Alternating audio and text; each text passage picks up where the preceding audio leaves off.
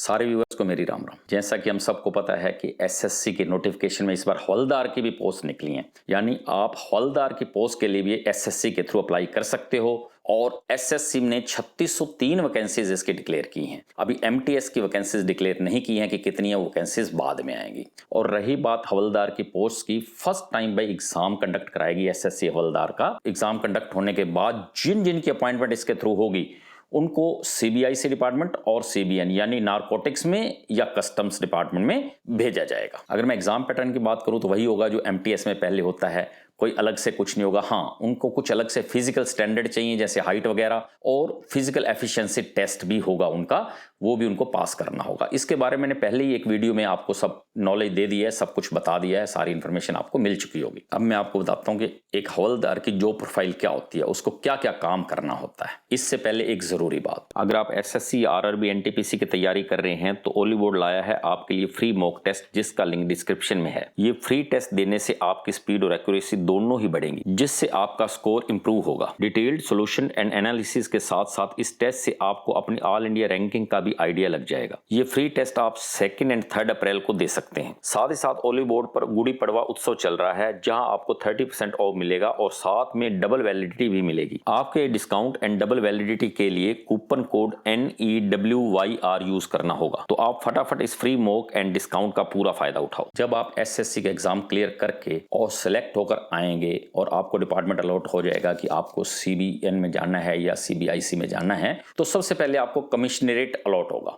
और फिर उसके बाद किसी सेक्शन में आपकी पोस्टिंग होगी। जब किसी सेक्शन में आपकी पोस्टिंग हो जाएगी तो उसके बाद आपकी वर्क प्रोफाइल स्टार्ट होगी। देखो, सेक्शन 2 तरह के होते हैं, एक सेंसिटिव और एक नॉन सेंसिटिव। पहले मैं नॉन सेंसिटिव के बारे में बता दूं। नॉन सेंसिटिव डिपार्टमेंट में कोई ज्यादा काम नहीं होता, वही जैसे डाक डिस्पैच हो गया और डायरी एंट्री हो गया, रख रखाव हो गया, फाइल मूवमेंट्स हो गया, यही काम करने होते हैं। बट आपको यूनिफॉर्म में ही जाना होता है और यूनिफॉर्म में ही आपको अपनी ड्यूटी देनी होती है। और ड्यूटी आवर्स भी वही लगभग ऑफिस टाइमिंग्स ही होते हैं, कभी कभार आपकी नाइट ड्यूटी लगती है, अदरवाइज ऑफिस टाइम्स में ही आपकी ड्यूटी होती है। अब बात करते हैं बड़े मजेदार डिपार्टमेंट की, जिसको सुनकर आपको मजा आएगा और आपकी जो प्रोफाइल बहुत मजेदार रहेगी।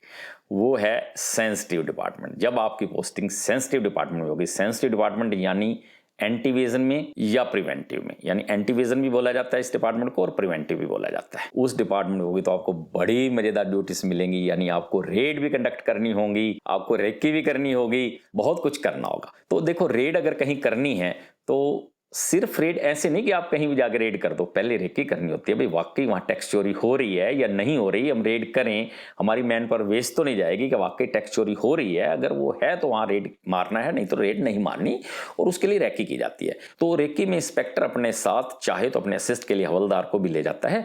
और वहां ना नॉर्मली यूनिफॉर्म में नहीं जाना होता, क्योंकि वहां तो आपने आइडेंटिटी अपनी छुपानी है ना, क्योंकि आप रेकी करने गए हो। अगर उनको पता ही चल जाएगा कि आप इंस्पेक्टर हैं या हवलदार हैं तो फिर आप रेकी कैसे कर पाएंगे।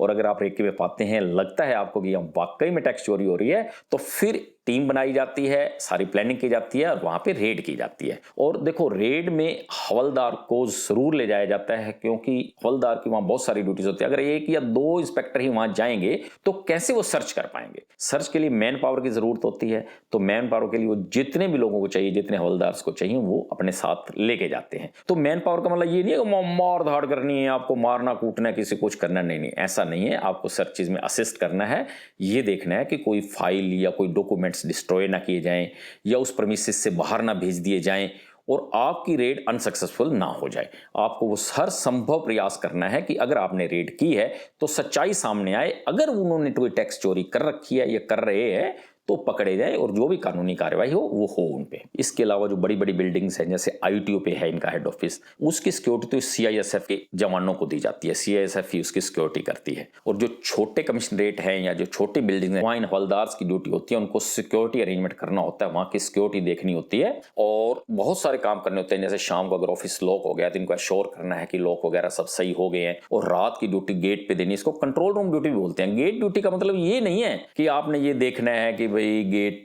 कीपर के रूप में या चौकीदार के रूप में आपने अपनी ड्यूटी देनी है। अगर सवेरे आपकी ड्यूटी गेट पे है तो आपको देखना है कि कोई गलत गाड़ी या गलत आदमी प्रेमिसेस में ना आए और रात को ड्यूटी है तो भाई कोई शरारती तत्व तो आकर चोरी ना करे। नॉर्मली तो इन डिपार्टमेंट्स में चोरी नहीं होती, पर क्या होता है कि आग लगा सकते हैं लोग, वो जो भी रिकॉर्ड है उसको डिस्ट्रॉय कर सकते हैं, कोई और किसी किस्म की भी उसको नुकसान पहुंचा सकते हैं, या कोई भी शॉर्ट सर्किट से आग लग जाती है। तो इनकी इसलिए ड्यूटी लगाई जाती है कि वो अपने हायर ऑफिसर्स को बताएं और प्रिवेंटिव जो भी स्टेप्स हैं वो लिए जाएं और उसको कंट्रोल किया जाए, और इसको कंट्रोल रूम ड्यूटी बोला जाता है। अब इसके बाद बात करूं तो जैसे आपका मैंने बताया है कि फिजिकल एफिशिएंसी टेस्ट होगा, तो उन टेस्ट की सिक्योरिटी के लिए अरेंजमेंट्स के लिए भी हवलदार्स की ड्यूटी होती है।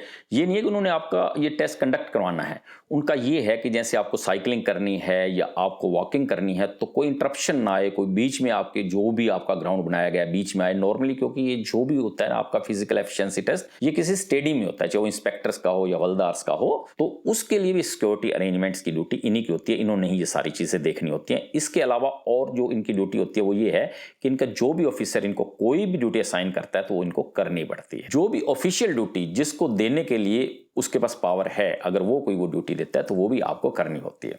और क्योंकि ये यूनिफॉर्म पोस्ट है, आपको पता ही है, आपको इसलिए यूनिफॉर्म अलाउंस भी मिलता है और सैलरी भी इसमें बहुत बढ़िया है। आपकी 1800 ग्रेड पे की सैलरी आपको मिलती है, यानी आपकी ग्रोस सैलरी 30 से 35 हज़ार के बीच में होती है। अब आप कहोगे 30 से 35 में क्यों भाई एक्स वाई और जेड 3 तरह की सिटीज होती हैं, वहाँ HR और अदर अलाउंसेज अलग अलग होते हैं। जिस सिटी में है उसी के अकॉर्डिंगली आपको सैलरी मिलती है। और इस सैलरी के अलावा आपको और बहुत सारे बेनिफिट्स या चीज़ें मिलती हैं, जैसे क्वार्टर, अगर क्वार्टर अवेलेबल है तो आपको मिलेगा। एक CGHS कार्ड होता है, उस कार्ड में बड़ी सारी फैसिलिटीज़ होती हैं। अगर भगवान ना करे आप बीमार हो गए हैं या आपके परिवार में जो आपके डिपेंडेंट है वो बीमार हैं तो आपको डॉक्टर के पास जाना है तो कंसल्टेशन फीस बहुत नॉमिनल सी होती है। टेस्ट्स बहुत आपको सस्ते मिलते हैं, बहुत रिबेट पे मिलते हैं। अगर एडमिशन है तो वहाँ शायद पैसा नहीं लगता, अगर थोड़ा बहुत लगता है तो वो भी रीइंबर्स बाद में हो जाता है आपको डिपार्टमेंट से। अब अगर मैं प्रमोशन की बात करूँ तो नॉर्मली 4 से 5 प्रमोशंस एक हवलदार ले सकता है, यानी वो गजटेड पोस्ट तक भी जा सकता है। तो भाई ये क्योंकि यूनिफॉर्म पोस्ट है और आपको बताते बताते मुझे जोश आ गया, मुझे तो बड़ा मजा आ रहा है। तो आप जब ड्यूटी करोगे तो आपको कितना मजा आएगा। जैसे मैं जोश में भर गया, अब आप वैसे ही जोश में भर के पढ़ाई में लग जाओ और ये सोचो कि हमारा एक ही एम है, हमें नौकरी लेनी है, हवलदार बनना है, बन के दिखाना है, अपना सीना चौड़ा करना है और यूनिफॉर्म पहननी है। मेरे हिसाब से आपके सारे डाउट क्लियर हो गए होंगे, आपको पता चल गया होगा कि हवलदार की क्या जो प्रोफाइल है। फिर भी अगर आपका कोई डाउट रह गया हो तो आप कमेंट करना, मैं उसका जवाब जरूर दूंगा। और अगर आपको MTS की भी जॉब प्रोफाइल चाहिए तो कमेंट करना, मैं नेक्स्ट वीडियो में आपको MTS की जॉब प्रोफाइल के बारे में भी बताऊंगा। Thank you.